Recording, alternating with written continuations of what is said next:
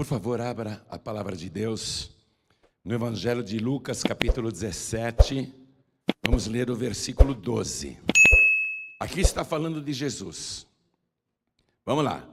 E entrando Jesus numa certa aldeia, saíram-lhe ao encontro 10 homens leprosos, os quais pararam de longe. E levantaram a voz, dizendo: Jesus, mestre, tem misericórdia de nós. Amém? Jesus estava indo por um caminho entre Samaria e Galileia. A Samaria, apesar de estar dentro de Israel, era considerado um território estrangeiro, como a Cisjordânia hoje é em Israel, está dentro do país, mas pertence aos palestinos. Belém está dentro de Israel, mas hoje pertence aos palestinos. Jericó está dentro de Israel, mas pertence também aos árabes, aos palestinos. E na época de Jesus, Samaria, que também existe lá ainda hoje, dentro de Israel, mas era considerado um lugar estrangeiro. Então Jesus ele está passando entre um território estrangeiro dentro de Israel e a Galileia. E ele está entrando numa aldeia, num pequeno povoado. E aí saem ao encontro dele 10 homens leprosos, os quais pararam de longe. Eles não podiam se aproximar. Os leprosos, eles eram isolados, eles tinham que manter um distanciamento social. E a distância mínima que um leproso poderia ficar de uma pessoa não leprosa era 100 passos. 100 passos de distância. Por isso que aqui está dizendo que eles pararam de longe, eles estão a 100 passos de distância e eles gritam, mestre, Jesus, tem misericórdia de nós. Amém? Eu leio mais uma vez e você repete em seguida. E entrando numa certa aldeia, saíram-lhe ao encontro 10 homens leprosos, os quais pararam de longe e levantaram a voz, dizendo: Jesus, mestre, tem misericórdia de nós. Amém? A lepra foi mencionada na Bíblia e tratada de uma maneira bem orientada pelo próprio Deus. E Deus, sabendo que a lepra era extremamente contagiosa, encarregou os sacerdotes de examinarem toda e qualquer suspeita de lepra.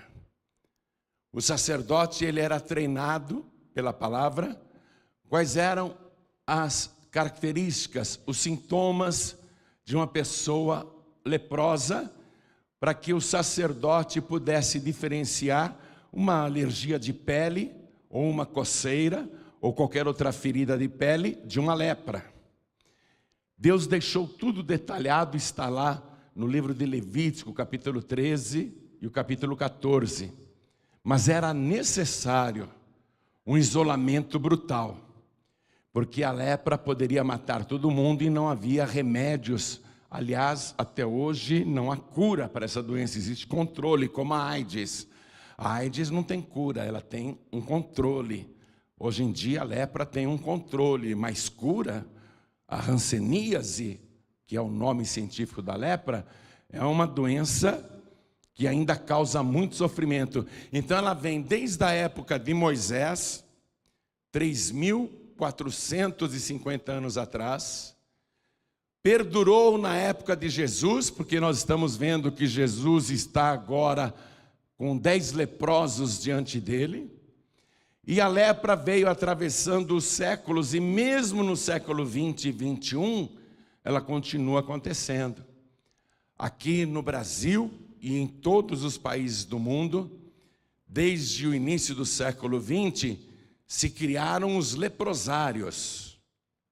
Os leprosários eram lugares isolados em vários lugares e cidades do Brasil, onde toda pessoa com hanseníase era encaminhada e ela era tirada do convívio da sociedade por causa dessa facilidade de contágio. E nós temos algumas matérias bem atuais a respeito disso, que eu quero pedir para a minha equipe colocar essa matéria bem recente que saiu no jornal.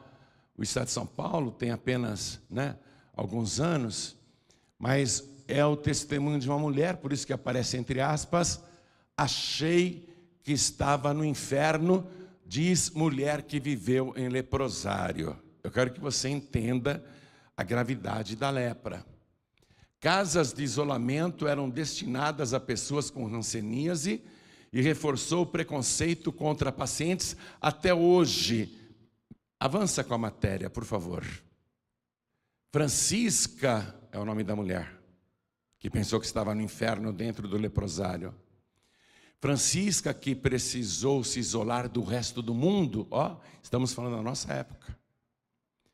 Passou por vários lugares até chegar à colônia Souza Araújo, espaço na capital, destinado a pessoas diagnosticadas com a doença. Ela só foi reencontrar a família 5 anos depois, já curada. Devido à hanseníase, Francisca ficou com mãos e pés deformados. Hoje, as sequelas são evitáveis. Entre aspas, ela falando: quando cheguei lá, achei que eu estava num outro mundo, no mundo das pessoas diferentes, porque não tinham mão, não tinham pé, não tinham nariz, não tinham orelha. Ou eu estava no inferno, um dos dois, conta Francisca, hoje com 63 anos. Próxima matéria. Os brasileiros que foram separados à força de paz com lepra e lutam por reparação. Eu vou avançar com essa reportagem, porque esses bebês aqui, está vendo? Esses bebês, por exemplo, isso agora, recentemente, esses bebês nasceram em leprosários, porque lá era como se fosse uma mini cidade de leprosos. Mulheres que já foram para lá grávidas ou que engravidaram lá, tiveram essas crianças, os pais eram leprosos e as autoridades retiraram as crianças dos seus pais porque eles eram doentes. Helena Bueno Gomes nasceu em 1961 em uma cadeia da região de Pirapitingue, em Itu, no interior de São Paulo. No dia seguinte foi separada de sua mãe, que nunca conheceu, porque a mãe era leprosa. 4 décadas depois, descobriu que seus pais eram pacientes de hanseníase e internos da colônia do hospital Dr. Francisco Ribeiro Arantes, um dos maiores leprosários brasileiros do século XX. Também conhecidos como asilos e sanatórios, os leprosários eram grandes espaços onde ficavam as pessoas com a doença. O objetivo era isolar totalmente os pacientes da sociedade. O preconceito contra a lepra é histórico. Até a década de 40, o tratamento era desconhecido. Avança mais. Muitos anos depois, percebi que nasci em uma cadeia dentro do hospital, para onde eram mandados os pacientes que não obedeciam às ordens das autoridades na colônia, explica Helena. Essa é ela aí hoje, né? Ela descobriu muitos anos depois ter sido separada dos pais, porque ela nasceu justamente lá em Itu, nessa cadeia que era um leprosário. A regulamentação dos leprosários aconteceu na década de 1920, com a criação da Inspetoria de Profilaxia e Combate à Lepra e Doenças Venéreas. Estes espaços passaram a ser organizados como uma cidade, com escolas, praças, dormitórios, refeitórios e até delegacias, prisões e cemitérios. Chegaram a existir cerca de 40 leprosários em todo o Brasil. Em 1949, o isolamento forçado dos ancenianos em leprosários virou lei federal que vigorou até 1986. Atenção, virou uma lei federal de que toda pessoa com lepra deveria viver em leprosário, e essa lei durou até 1986, portanto é uma coisa muito recente. A legislação permitia separar os filhos dos pacientes que engravidassem dentro das colônias. Ainda bebês eram enviados em cestos a educandários e preventórios, espécie de creches de filhos considerados órfãos, mesmo tendo pais vivos. Vai passando, aí aparecem fotos, né? É uma matéria bastante longa, eu não vou ler tudo para você, mas vai avançando mais. Né? Getúlio Vargas até conheceu o leprosário em Bauru, também tinha em Bauru, continua avançando. É uma matéria muito comprida, havia essa separação entre pais e filhos, e você vê como isso foi tratado no Brasil. Eu morei em Manaus em 1981. Eu fiquei impressionado em Manaus, porque quase toda esquina que eu parava com o meu carro, nos cruzamentos, nos semáforos, nos faróis, vinham pessoas sem nariz, sem orelha, pessoas deformadas, pedir alguma coisa, pediram dinheiro, né? Porque o sol de Manaus, o calor daquela região dos trópicos, causa muitos danos na pele. Em Manaus também tem leprosários. Essa matéria é bastante extensa, eu não vou ler mais, mas mostra como foi esse problema que vem desde a época de Moisés, na época de Jesus e também nos nossos dias. Na época de Jesus, o isolamento, já que não existia leprosário, o isolamento era céu aberto. A pessoa diagnosticada pelo sacerdote, era o sacerdote que dizia se a pessoa tinha lepra ou não. É como se fosse uma sentença, tinha poder judicial, tinha poder médico. O sacerdote decretava, isso é lepra, a pessoa tinha que sair de casa. Tinha que deixar esposa, se a mulher fosse a leprosa, ela tinha que deixar o marido e os filhos, sair de casa e ir para o isolamento no deserto. Os leprosos, eles eram obrigados a se cobrirem e nunca se aproximarem de qualquer pessoa saudável e manter uma distância razoável. Se qualquer pessoa fosse se aproximar inadvertidamente, o leproso ou a leprosa tinha que gritar bem alto: imundo, imundo, eu sou imundo, imunda, imunda, não chega perto. Era obrigado a fazer isso, porque se não fizesse e cruzasse com qualquer pessoa saudável, e a pessoa saudável descobrisse que era uma pessoa leprosa que tinha passado, ela tinha o direito pela lei da época de pegar pedras e apedrejar a pessoa, até se quisesse matar a pessoa. O sacerdote tinha esse poder clínico de decretar: essa doença é lepra ou não é lepra, essa pessoa está leprosa, tem que sair de casa. Ah, mas eu não quero me separar dos meus filhos. Era uma loucura, tanto que nesses leprosários brasileiros, muita gente cometeu suicídio por não suportar a separação da família ou pela separação dos filhos, que nasceram lá no leprosário, mas os filhos foram arrancados. Vá comigo no livro de Levítico, capítulo 13, versículo 44, para você ver como há 3.450 anos atrás era o sacerdote que diagnosticava a pessoa com suspeita de lepra. O versículo 44 diz assim: leproso é aquele homem, imundo está.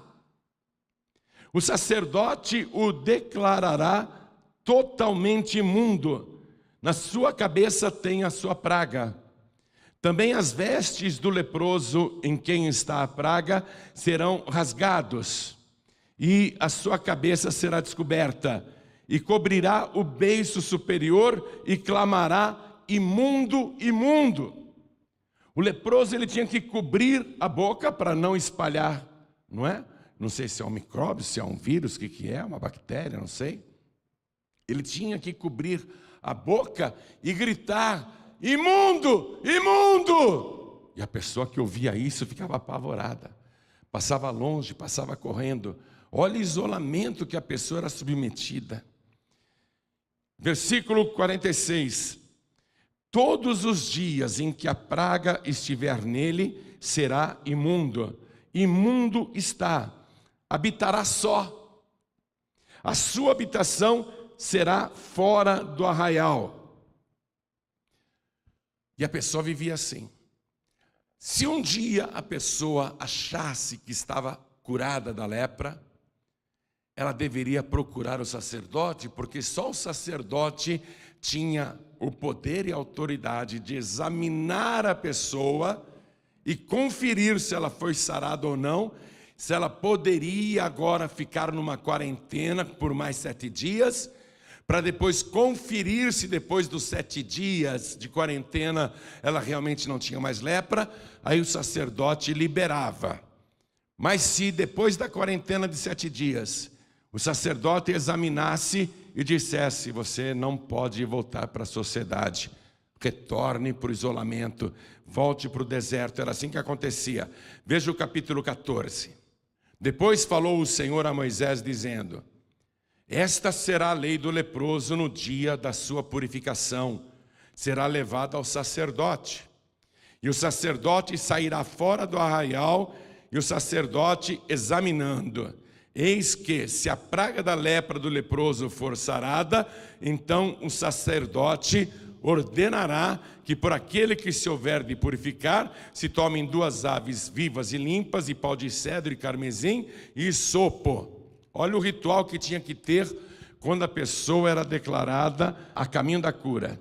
Mandará também o sacerdote que se degole uma ave num vaso de barro sobre águas vivas, e tomará a ave viva e o pau de cedro, e o carmesim e o isopo, e os molhará com a ave viva no sangue da ave que foi degolada sobre as águas vivas. E sobre aquele que se há de purificar da lepra, espargirá 7 vezes, então o declarará limpo, e soltará a ave viva sobre a face do campo. O que isso quer dizer?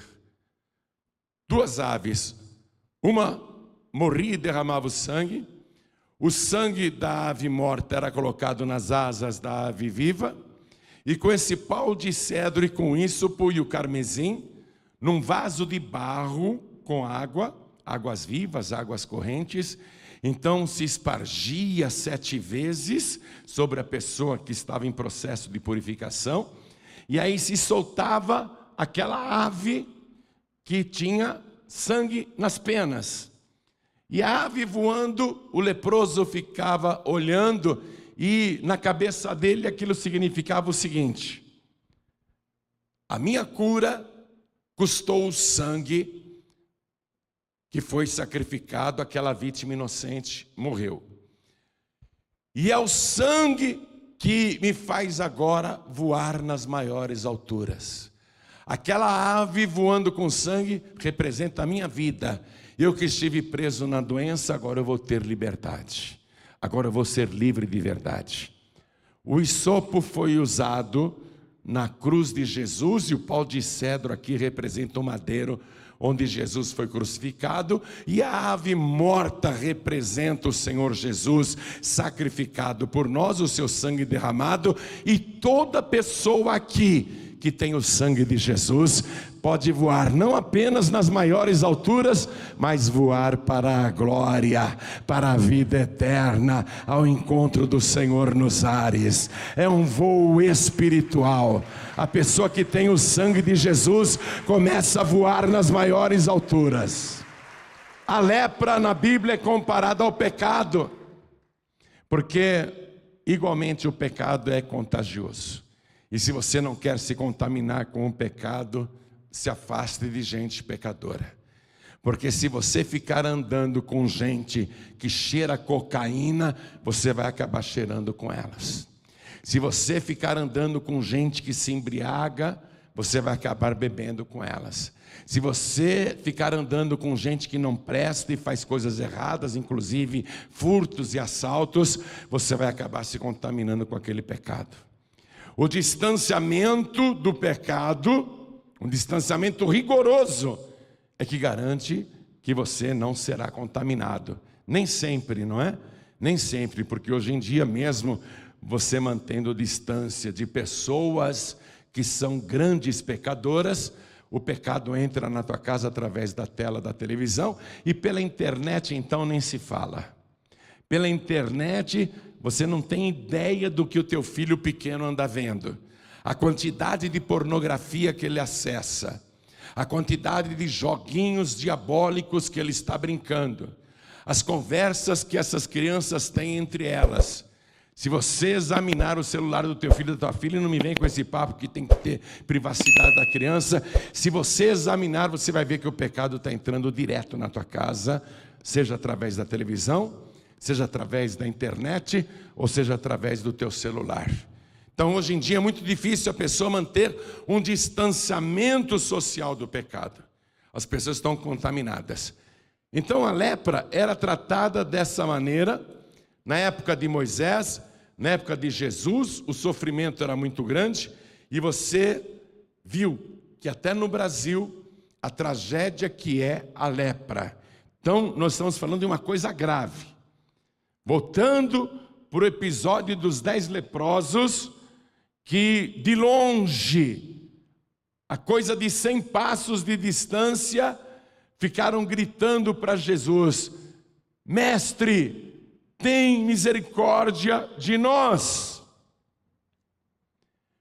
E Jesus está se aproximando dos seus últimos dias antes da cruz.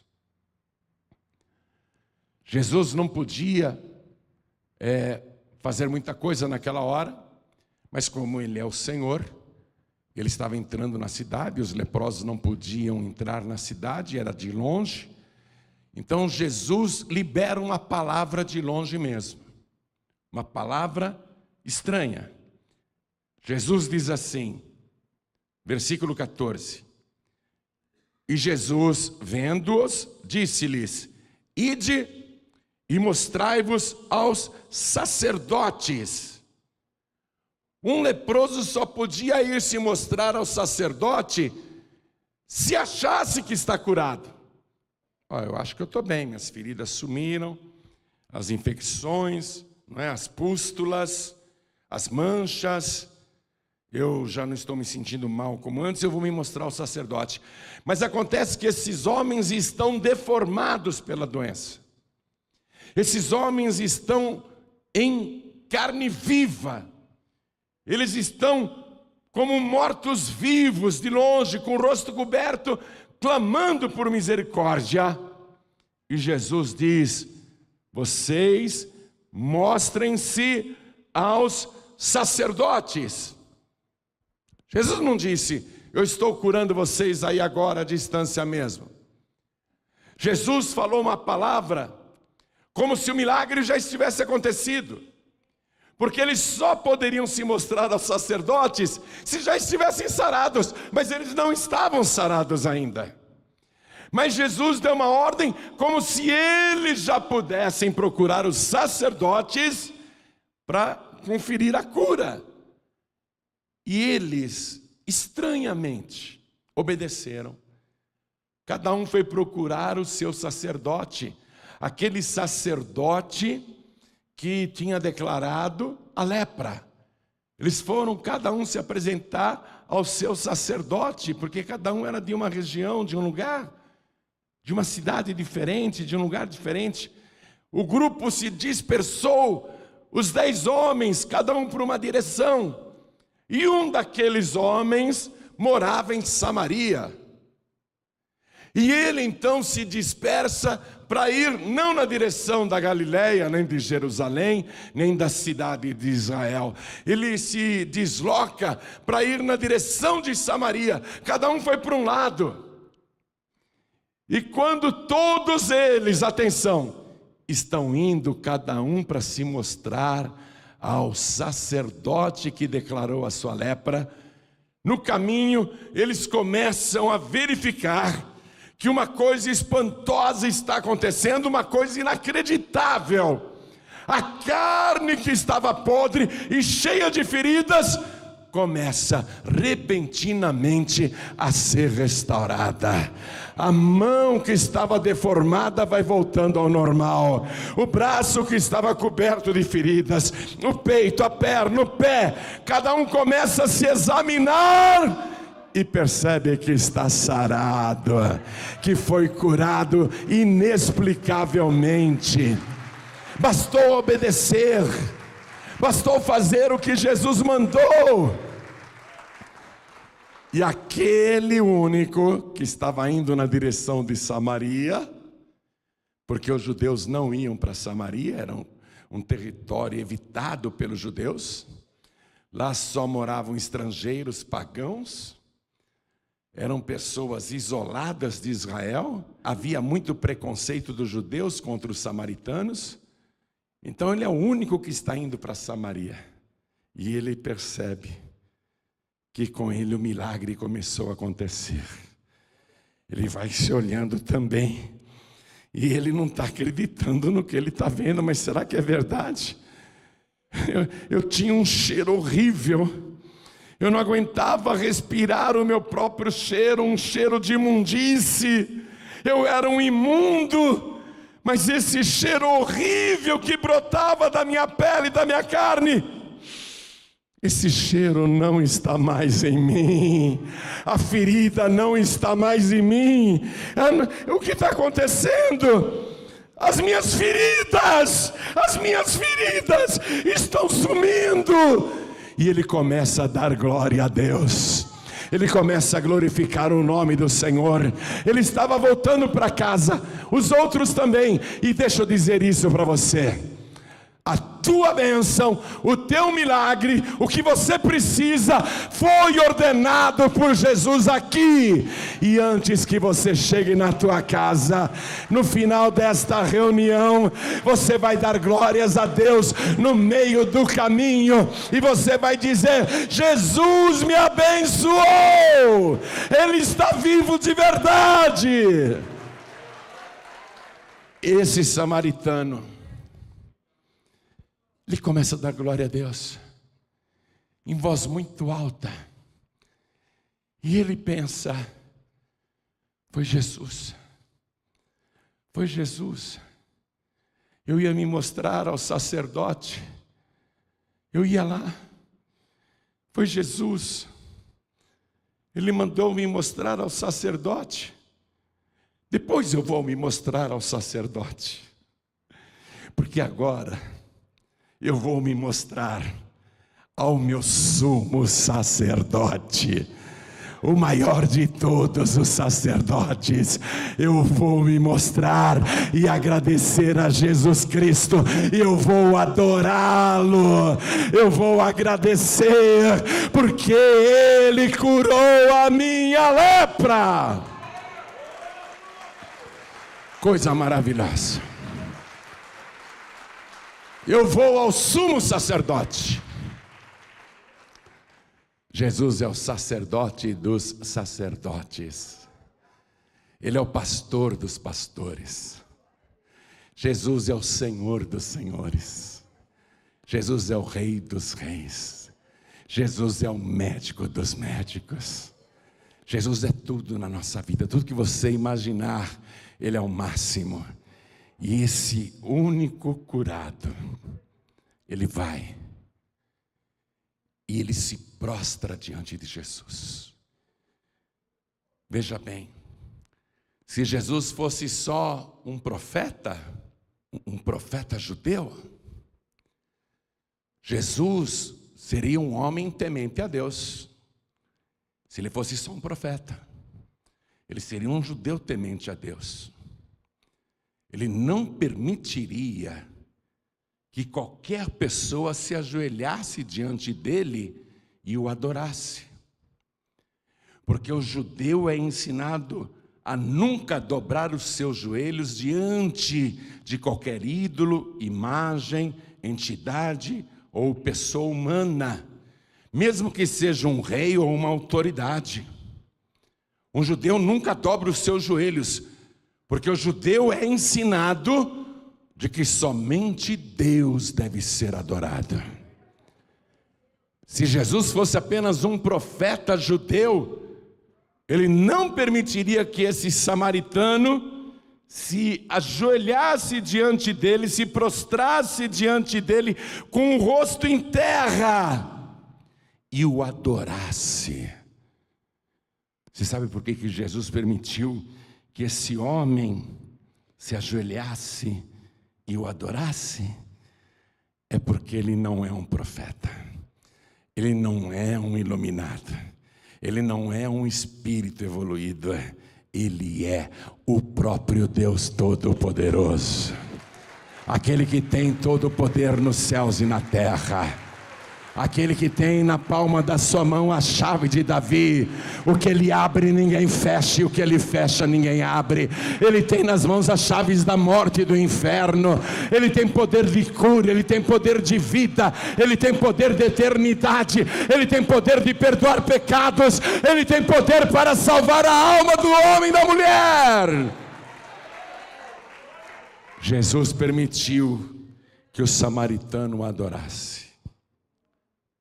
Vou ler o versículo 15 para você.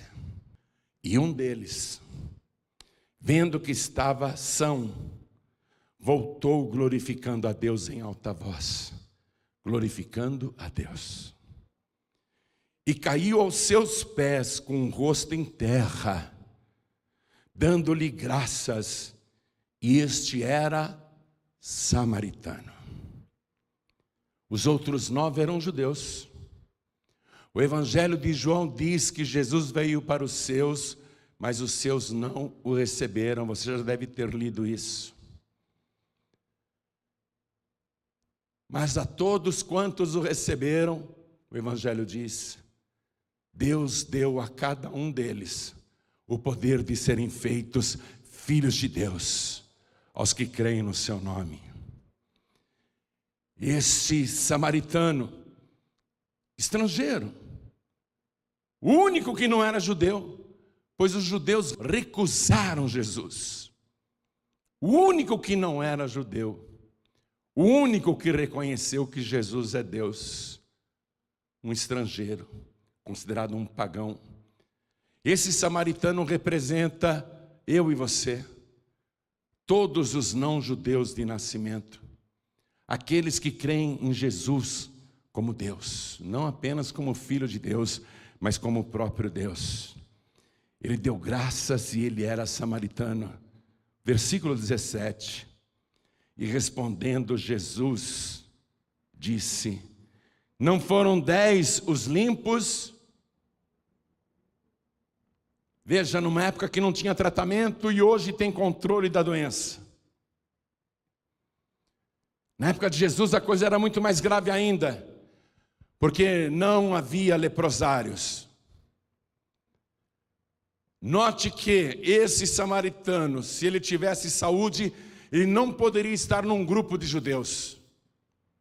Ele está num grupo de judeus, 9 judeus, porque todos os judeus ali são iguais a ele, são leprosos. Se todos os judeus ali tivessem saúde e o samaritano também, os judeus diriam, afasta-te de nós, imundo, mesmo que ele não tivesse lepra. Mas a lepra, que representa o pecado, mostrou que naquele grupo de 10 homens, ninguém era melhor do que ninguém. E quando se fala de pecado, ninguém é melhor do que ninguém. Não existe ninguém melhor do que ninguém. Você nunca leu sobre a mulher adúltera? Aquela história tão famosa e conhecida? Queriam apedrejar a mulher na frente de Jesus, porque ela foi apanhada num pecado. E Jesus disse para a multidão que queria apedrejá-la, aquele de vós que estiver sem pecado, seja o primeiro a atirar pedra contra ela. O pecado iguala todo mundo. Não importa se é um adúltero, se é um ladrão, se é um mentiroso, se é um beberrão, se é um drogado, se é uma pessoa que vive na perdição, ou se é menos pecador, ou se aparenta ser uma pessoa de bem, ou se é uma autoridade, ou se é um governante. O pecado iguala a todo mundo. Diante de Deus, todos pecaram, diz a palavra. Diante de Deus não há distinção entre judeu e grego. Não há distinção entre judeu e samaritano. Como todos ali estavam no mesmo barco, os 10 eram leprosos, então aquela doença que representa o pecado igualou todo mundo. Mas quando eles ficaram curados, cada um foi para sua casa. Mas esse samaritano aqui foi o único que voltou dando graças e adorou o Senhor Jesus. Era para se apresentar, se mostrar ao sacerdote. Ele foi o único que foi se mostrar primeiro ao sumo sacerdote e dar glórias a Deus. Quando ele caiu aos pés de Jesus com o rosto em terra, ele dava graças. Obrigado, obrigado. Eu não tenho palavras, muito obrigado, muito obrigado, muito obrigado. Eu não sei como agradecer. Ele deu graças. Versículo 17, respondendo Jesus disse: não foram 10 os limpos? E onde estão os 9? Onde estão os 9?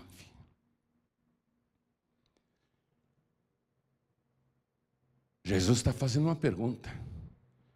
Ele está indignado. Ele continua e diz: não houve quem voltasse para dar glória a Deus? Jesus está dizendo: eu sou Deus. Não houve quem voltasse para dar glória a Deus, senão este estrangeiro. Dos 10 que foram abençoados por Deus, dos 10, só um voltou para dar glória a Deus. O homem está lá ajoelhado, dando graças. Obrigado, obrigado, meu Senhor, obrigado, meu Deus, obrigado, eu estou limpo, eu estou curado, obrigado, olha, Senhor, muito obrigado mesmo, que maravilha, foi um sofrimento, eu pensei em suicídio várias vezes, eu pensei em morrer muitas vezes, eu queria acabar comigo, eu sofria muito, eu mesmo não me aguentava, eu estava podre. Mas o Senhor me sarou, o Senhor me curou, muito obrigado, o Senhor me libertou, muito obrigado, muito obrigado, muito obrigado. Ele só agradecia. Seja uma pessoa agradecida. Dê graças a Deus o tempo todo. Eu sei que o Senhor tem te abençoado muito. Tem ou não tem? Quem tem sido abençoado, abençoada? Então dá glória a Deus. Agradece. Diga obrigado, obrigado, obrigado, obrigado, obrigado. Senhor, eu não tenho palavras. Obrigado, obrigado, obrigado. Como Deus admira um coração agradecido. E como Ele se aborrece e fica triste com o coração ingrato e indiferente. O homem está ajoelhado, não para de agradecer, não para de adorar, continua ajoelhado. Versículo 19. E disse-lhe Jesus: levanta-te, levanta-te, levanta-te, e vai, a tua fé te salvou. Vou dizer uma coisa aqui. Este homem não foi curado apenas no corpo. Ele foi curado também na alma. E a cura mais impressionante era a cura que só o Senhor Jesus podia ver. E o próprio homem podia sentir. Ele sabia que mais do que curado, ele estava salvo. Porque ele encontrou Jesus Cristo. Ele encontrou a vida. Ele encontrou quem ele precisava. Dos 10 doentes, só um voltou para agradecer e só um foi salvo. Dos 10 curados, só um voltou para dar graças. E dos 10, só um, atenção, só um foi salvo. Aqueles outros 9, você pode acompanhá-los. Eles foram para suas casas. Primeiro se mostraram para o sacerdote, cada um tinha o seu. O sacerdote examinou bastante e falou: realmente, não tem nem um sinalzinho da lepra. Você não precisa ficar nem de quarentena. Realmente, você foi curado, você está curado. Pode voltar para a tua casa. A pergunta é: esse que foi se mostrar ao sacerdote comum, ele contou que foi Jesus que o sarou? Ou não contou?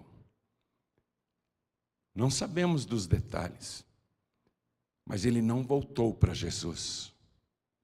Os outros 8, a mesma coisa. Se mostraram aos seus sacerdotes.